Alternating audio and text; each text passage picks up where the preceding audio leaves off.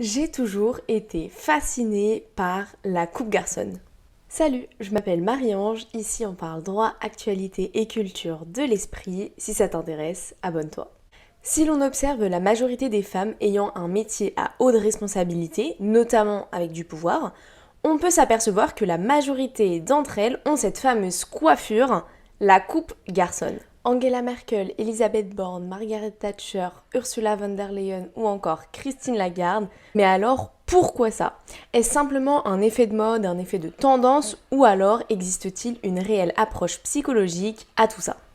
Pour essayer de trouver des éléments de réponse, retournons dans le passé. C'est dans les années 1920 que se fait l'avènement de la coupe garçonne et surtout la libération des normes. C'est un peu telle une révolution culturelle de l'époque.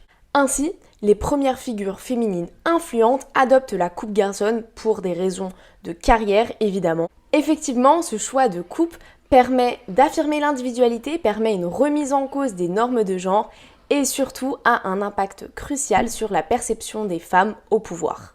De plus, dans un domaine tel que la politique, à l'époque très misogyne, cette coupe était, pour les rares femmes au pouvoir, un symbole d'égalité des sexes. Cette affirmation de soi s'est poursuivie dans le temps et désormais de nombreuses femmes influentes ont adopté la coupe garçonne, coiffure souvent associée à la puissance et à l'indépendance. À présent, tu comprends mieux comment l'apparence physique peut être un moyen clé de communication politique et sociale, reflétant les luttes de la société dans son ensemble. Et moi, devrais-je faire la coupe garçonne? Venir me suivre est un choix plus que judicieux, alors ne t'en prive pas.